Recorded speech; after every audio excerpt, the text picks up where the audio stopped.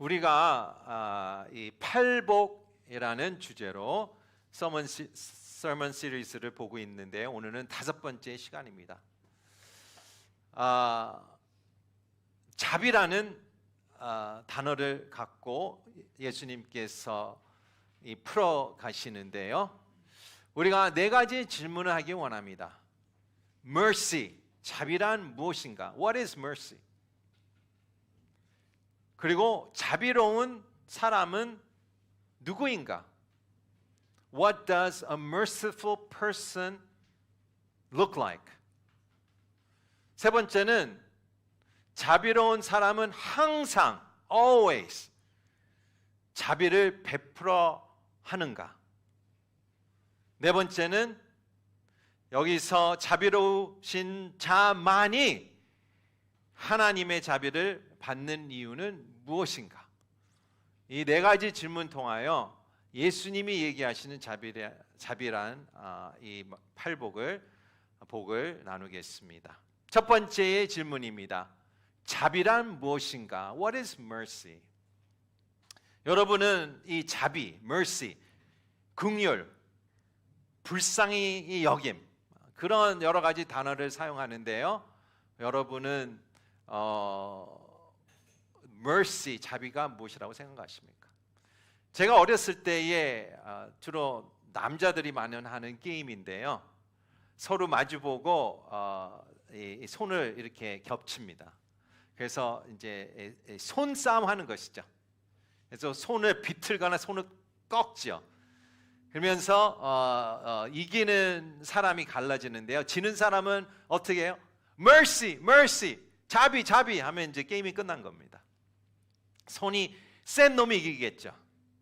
여기서 mercy, 자비라는 내가 졌다라는 의미를 갖고 있습니다. 윌리엄 셰익스피어 잘 아시죠? 윌리엄 셰익스피어는 베니스의 상인이라는 책에서 포르티아라는 캐릭터의 대사를 통하여 자비에 대해서 얘기하고 있습니다. 자비의 질은 변질되지 않는다라고 얘기합니다. 그것은 하늘에서 아래에 내리는 부드러운 비와 같다. 2배의 축복이다. 주는 자와 받는 자를 축복한다. 그러면서 윌리엄 셰익스피어는 자비의 위대한 미덕을 극찬하는 글을 우리가 발견합니다. 그러나 모든 사람이 자비를 극찬하지는 않습니다. 특별히 로마인들은 자비를 높이 평가하지 않았습니다. 로마인들은 정의, 복수, 규율을 동경했습니다. 힘과 능력을 자랑했습니다. 그래서 어떤 철학자는 자비가 영혼의 질병이다라고도 합니다. 자비는 무엇입니까? 나약한 것이죠. weakness죠. 내가 가질 필요, 내가 거부할 어떤 퀄리티죠. 오늘도 이 현대 사회에 마찬가지지 않을까 생각이 듭니다. 이 시대에 경쟁을 해야 되고 내가 이겨야 되고 또 이 경쟁에서 살아남으려면 자비라는 퀄리티는 진짜 도움이보다 오히려 해가 되지 않을까라는 생각을 하게 되는 것이죠. 예수님께서 말씀하신 자비란 무엇인가?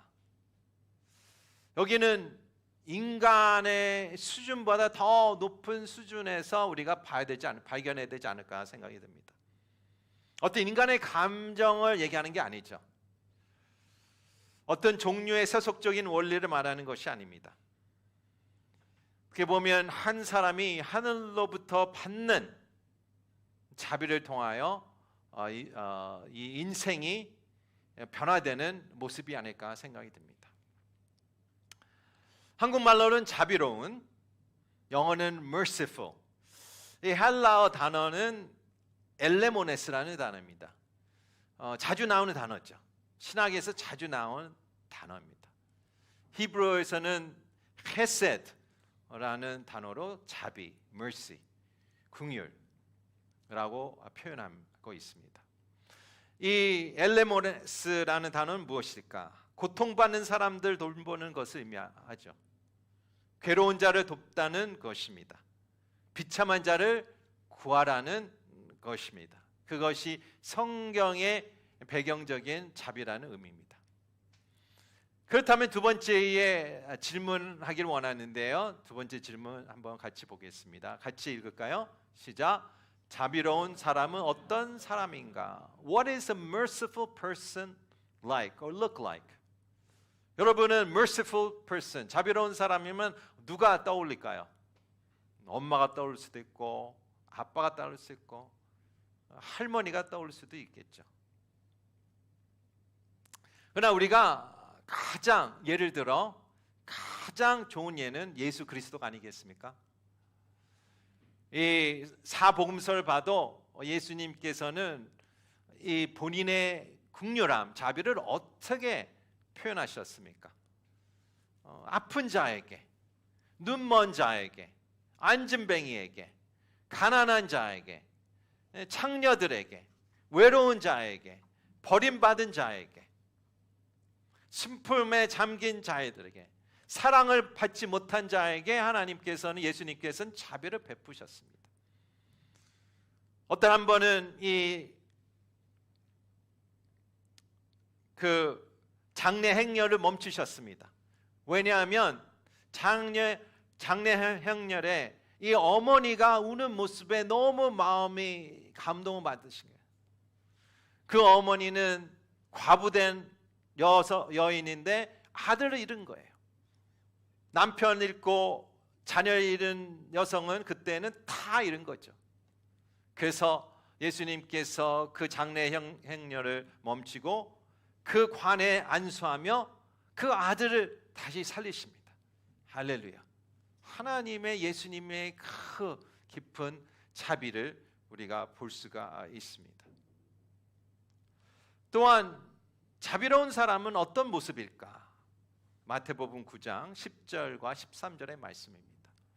예수께서 집에서 저녁을 잡수실 때에 많은 세리와 죄인들로 와서 예수와 그 제자들과 함께 음식을 먹었습니다. 또 자비의 모습이 아닙니까? 세리와 죄인들이랑 함께 먹었다. 이것을 본 바리새파 사람들은 예수의 제자들에게 물었습니다. 어째서 너희 선생은 세리들과, 나라를 파는 사람들이죠, 죄인들과, 거기 아마 창녀들이 있었고요, 또 그 바리새파의 규칙을 잘 지키지 않은 사람들을 죄인이라고 불렀을 거예요. 함께 어울려 먹느냐. 이 말을 듣고 예수께서는 말씀하셨으면 어떻게 얘기하셨습니까? 건강한 사람에게는 의사가 필요하지 않느냐, 병든 사람에게는 의사가 필요하다. 예수님께서 자비가 필요한 사람들은 바로 병든 사람들이다. 그래서 병든 사람에게는 본인이 약이 있다, 처방약이 있다라는 것입니다. 그런데 여기서 핵심입니다. 너희는 가서 내가 원하는 것은 제사가 아니라 자비이다 라고 얘기하셨습니다. 여기서 제사와 자비, 우리가 자비라는 것을 알길 원할 때에 자비랑 비슷한 것을 보여주면서 우리가 알 수가 있고요, 또 자비를 반대적인 것을 보면서 우리가 알 수 있습니다. 이 경우에는 자비와 반대적인 게 바로 제사이다라고 얘기합니다. 영어는 I desire mercy, not sacrifice라고 표현되어 있죠. 여기서 요점은 무엇일까? 자비는 마음에 살아있는 것입니다. 여기서 예수님이 얘기하는 sacrifice, 제사는 무엇입니까? 바리새파가 드리는 제사를 얘기하고 있죠. 무슨 제사입니까? 죽어있는 제사예요. 매너리즘에 빠진, 립 서비스하는 어떤 이 규칙과 업무를 어떤 체크리스트로 이렇게 하는 제사를 얘기하는 것이죠. 하나님이 원하는 것은 죽은 것이 아니라 살아있는 것을 내가 원한다 라고 하는 것입니다. 첫 번째는 예수님의 자신의 모습을 보여줍니다. 두 번째는 모습은 살아있는 모습이죠. 자비로운 사람은 살아있습니다. 세 번째 모습은 무엇일까요? 우리가 이 팔복에 대해서 보고 있는데요. 지금 첫 번째 팔복, 가난한 자, 두 번째 마음이 가난한 자, 두 번째는 슬퍼하는 자, 세 번째는 온유한 자. 이 세 명의 마음은 의를 굶주리고 또 목마른 자라고 얘기하고 있습니다. 무슨 뜻일까요? 이 spiritual emptiness를 묘사하는 것입니다. 마음이 가난하고 마음이 슬프고 또한 온유한 자는 무엇을 원할까? 의에 대한 굶주림과 목마름이 있다는 것입니다. 여기서 얘기하는 자비는 무엇일까요? 그것이 다섯 번째에 나오는 것인데요. 자비는 본인의 영적 파산을 체험한 자란 얘기예요.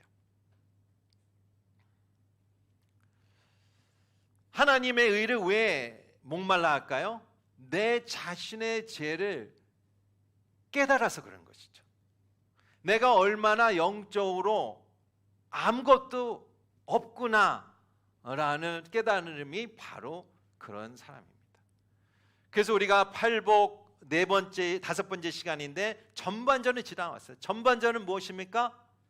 영적 bankruptcy, 영적 파산을 경험한 자에게는 그 다음에는 자비가 있을 거고 그 자에게는 평온을 하는 자가 될 것이며 또 그 자에게는 마음이 깨끗할 것이다 라고 하는 것은 영적 파산을 느끼기 때문에 후반부의 팔복은 무엇입니까? 하나님께서 영적으로 그 마음을 필링 하겠다는 것을 얘기하고 있습니다. 그것이 자비로운 자의 세 번째의 모습이죠. 자비로운 자의 모습은 그렇습니다. 그렇다면 이 자비로운 자는 이 세상에서 어떻게 살아갈까의 질문입니다. 세 번째 질문 같이 보겠습니다. 시작. 자비로운 사람은 항상 자비를 베풀어 하는가? Should a merciful person always show mercy? 여러분 그리스도인으로서 어떻게 살아갑니까? 갈등 없으십니까? 저 목사도 이 세상에 살면서 텐션이 있는데 여러분은 얼마나 텐션이 많겠어요? 세상의 일터에서, 세상 관계에서 경쟁하고 냉정함이 있고 또 무자비한 이 세상에서 여러분은 내 믿음을 지키는 그리스도인으로서 얼마나 텐션이 있겠습니까? 여러분 다음 네 가지 질문 제가 대표적으로 한번 적어봤는데요. 이 질문에 대해 어떻게 답하겠습니까? 대표적으로 세상의 네 개 분야로 제가 한번 나눠보겠습니다. 첫 번째는 이렇습니다. 그리스도인의 한결같이 자비를 베풀면서도 자녀의 무례함에 다른 뺨을 대는 대신 불순종 때문에 자녀를 때리는 부모가 될 수 있는가? Can a Christian be consistently merciful and yet be a parent who spanks a child for disobedience instead of turning the other cheek to the child's insolence? 자녀의 양육에 대한 갈등이죠. 자비로운 부모는 어떤 모습일까? 두 번째의 분야입니다. 두 번째는 일터에 대한 텐션이죠. 그리스도인이 지속적으로 자비를 베풀면서 일을 잘하면 좋은 임금을 주고 형편없는 일을 하는 무책임한 고용인은 해고하고 고용주가 될 수 있는가? Can a Christian be consistently merciful and yet be an employer who pays good wages for excellent work but dismisses irresponsible employees who do shoddy work? 직장에서도 이런 텐션을 갖고 있지 않습니까? 세 번째는 이 사회의 우리 법정, 규율에 대해서 얘기하는 내용입니다. 그리스도인이 한결같이 자비를 베풀면서도 음주운전과 아동학대나 어떤 범죄이든 대해 엄격한 처벌을 내리는 법률을 제정하는 입법자가 될 수 있는가? Can a Christian be consistently merciful and yet be a legislator who enacts laws that give stiff penalties for drunk driving and child abuse? 이러한 자비로운 모습은 어디에서 나타내야 되는가라는 텐션입니다. 마지막으로 네 번째 텐션은 교회에 대한 이야기입니다. 그리스도인이 지속적으로 자비를 베풀면서 회개하지 않는 성도에 대해 성경적 치리를 수행하는 리더십에 속할 수 있는가? Can a Christian be consistently merciful and yet be on the council of elders or leadership who follow the biblical mandate for church discipline for unforsaken public sin? 이런 질문들이 우리에게는 텐션이 있죠. 여러분은 어떻게 이것을 해결하시겠습니까? 쉽게 얘기해서 우리의 질문이 이렇습니다. 공의를 행할 때와 자비를 베풀 때는 어떻게 구분할 수 있을까? 꼭 구분해야 됩니까? 공의와 자비가 같이 갈 수는 없는가? 라는 질문이죠.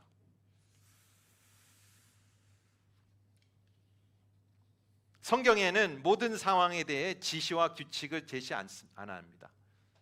내가 이 상황에서 하나님이 어떻게 얘기하겠을까라고 할 때에 성경에 보면 얘기하지 않는 부분이 많아요.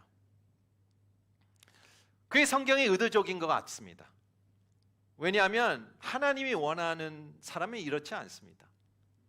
체크리스트를 가지고 내가 이 포뮬라대로 진행하면 이렇게 다다 이렇게 나오지 않을까라는 사람은 원치 않은 것이죠. 하나님은 어떤 사람을 원하십니까? 하나님은 원하시는 것은 어떤 마음가짐, 어떤 태도를 빚어가길 원하시죠. 어떤 체크리스트가 필요하지 않는 것이죠. 하나님의 주신 말씀과 마음과 예수님과 늘 가까이 다가가는 사람에게는 어떤 태도에서 나오는 행동이 있겠죠. 어떤 태도였습니까? 공의를 행하고 또한 자비를 행하는 것을 얘기하겠죠.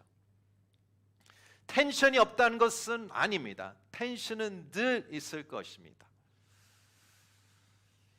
자녀 양육할 때 어떤 모습이 자비로운 모습일까?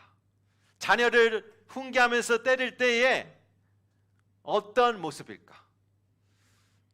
울면서 때리는 부모가 아닐까 생각이 듭니다. 또한 이런 생각도 들죠. 가만히 낯가려두는 부모는 오히려 자비가 없는 부모가 아닐까. 그 낯가려둔 아이는 커서 어떻게 될지 모르지 않습니까? 또한 회사의 임플로이어도 마찬가지입니다. 그냥 내가 자비로운 사람이니까 잘 못하는 사람을 그냥 놔둬야 될까?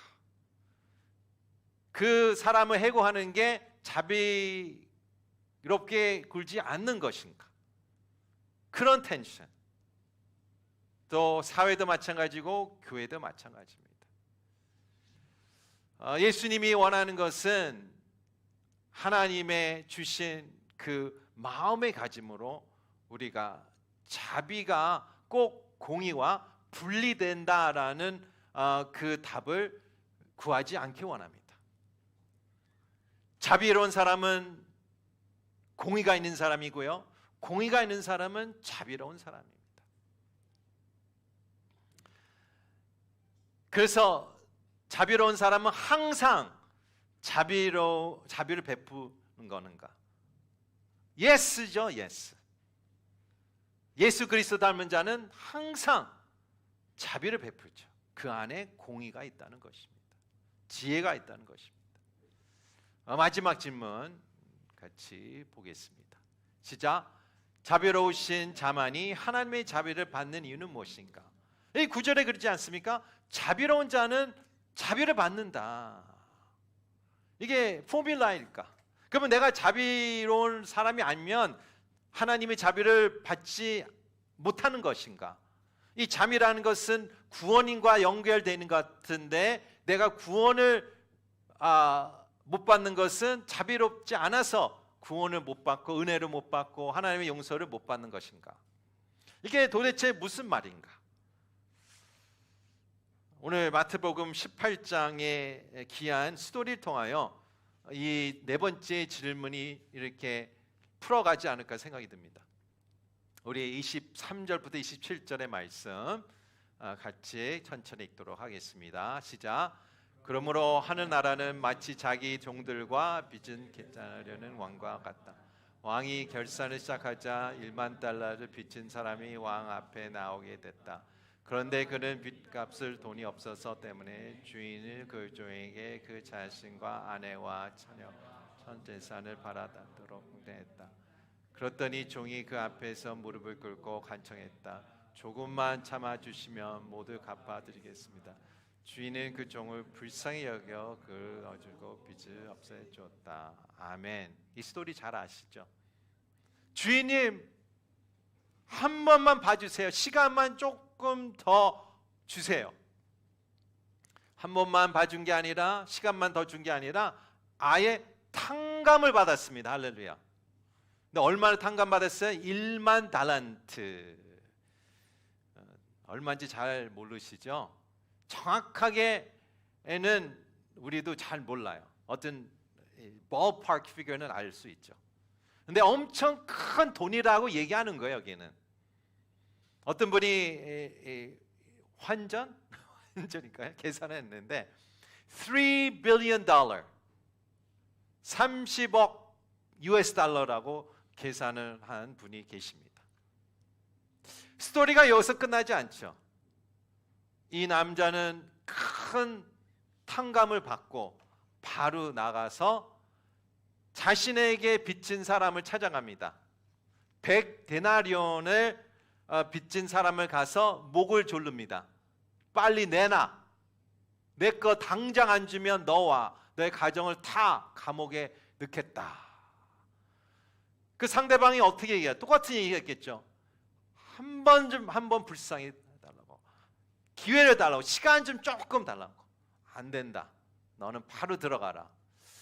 100데나리온은 무엇일까요? 1데나리온이 하루의 품삯이에요. 그래서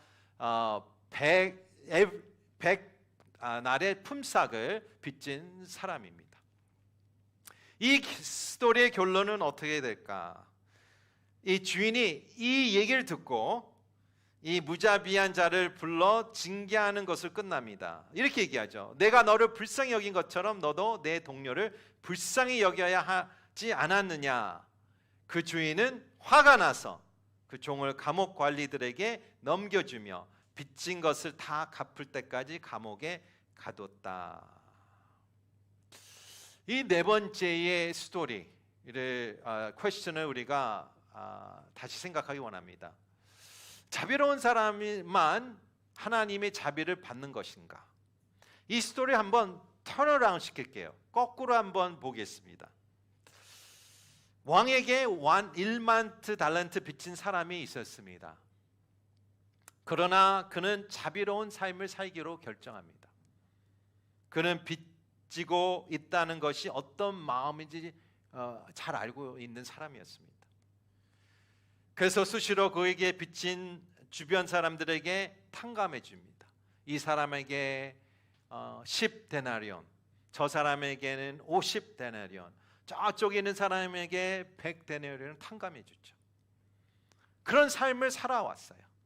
어느 날 왕이 그 소식을 듣게 됩니다. 이런 사람들이 있습니다. 근데 이 알고 보니까 이 사람이 자신에게 1만 달란트를 빚진 사람이에요. 그래서 어느 날 그 사람은 궁전에 부릅니다. 궁전에 오너라 해서 왔어요. 불안한 마음으로 왔겠죠. 자신도 이 빚진 금액을 잘 알고 있기 때문에 그렇지 않겠습니까? 근데 왕이 이렇게 얘기해요. 자신이 좋아하는 미덕 중에 가장 좋아하는 것은 mercy, 자비다. 그래서 자신도 자비를 베푸는 사람에게 상을 주기를 좋아한다라고 이 사람에게 얘기합니다. 근데 당신이 그 자비를 베푸는 사람이라고 소문이 자자나. 그래서 나는 당신에게 상을 주겠다. 내가 빚진 1만 달란트를 탕감해 주겠다. 이 스토리를 제가 한번 돌려봤습니다. 이 스토리에 돌려보면 예수님이 7절에 얘기하는 이 말씀이 풀어져요. 자비로운 자는 자비를 받을 것이다. 자비로운 사람은 무엇입니까? 탕감해 준 사람이에요. 용서해 준 사람이에요. 빚진 사람이에요. 오히려 잃는 사람이에요. 탕감해 준다는 것은 내가 마땅히 받아야 되는데 안 받았기 때문에 내가 잃는 것이죠. 그러니까 하나님께서 이 자비를 베푸는 사람에게 보면서 자비 탱크가 깜빡거리네 라고 하면서 어떻게 하겠습니까? 하나님은 채우시겠다는 얘기입니다. 할렐루야. 자비를 베풀 때마다 나의 탱크는 줄어들지 않겠습니까? 그러나 인간적으로 마음은 줄어들기 때문에 자비가 베풀기를 싫어한 것이죠. 불안한 것이죠. 그러나 거기서 나의 마음을 보시고 채워주시는 하나님이 있다는 것이 믿음의 생활입니다. 내가 자비를 베풀 때마다 하나님은 그거 보시고 채워주신다. 왜 채우시겠어요? 나를 위해 뿐만 아니라 여기는 자비가 자유롭게 통하는 사람이구나. 진짜 수도꼭지구나. 내가 틀 때마다 물이 나오는 자구나 할 때에 하나님께서 계속 채워주시지 않겠습니까? 그것이 그렇게 바라보면 이 말씀이 풀어지죠. 말씀을 맺도록 하겠습니다. mercy, 자비란 무엇인가? 이 mercy를 봤을 때에 우리는 십자가를 바라봐야 됩니다. 우리는 공의를 바라볼 때에 십자가를 바라봐야 됩니다. 세상에서는 공의가 있을 때 있고 그러나 자비가 없을 때가 있습니다. 자비가 있을 때 있고 또 공의가 없을 수 있습니다. 참 이 텐션, 딜레마죠. 공의도 있고 자비가 있는 곳은 무엇인가? 그게 바로 십자가를 얘기하는 것이죠. justice와 뭐가 있어요? mercy가 있는 것이죠. 제가 오래전에 어느 집에 초대를 받았는데요. 그 집에 어떤 그림이 벽에 걸려 있었어요. 근데 제 눈이 계속 글로 가더라고요. 참 저의 마음을 사로잡은 어떤 이미지였습니다. 제 이미지를 구글 서치해서 찾았는데 한번 보겠습니다. 이 그림이었어요. 뒤에 보시면 앞에는 어떤 남자, 이 지치고 분노로 지치고 진짜 이 세상에서 거친 모습에 지친 이 남자.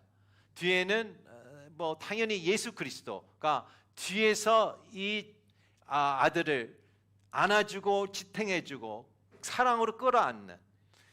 보니까 손에 뭐가 있습니까? 망치가 있고 못이 있는 것이에요.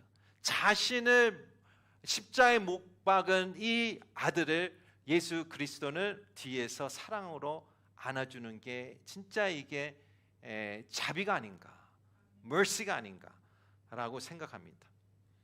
예수님께서 십자가에서 많은 7가지 이야기를 했는데 그 중에 하나가 무엇입니까?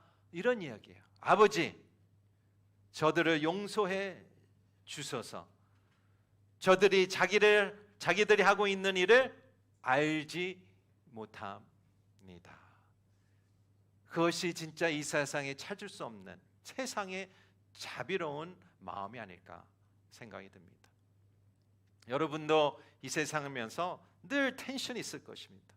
특히 오늘 말씀을 들었으니까 내가 자비로운 사람이 돼야지라는 도전을 받았을 거예요. 그러나 내일 또 출근하고 내일 또 일터에 나가고 밖에 나가면 또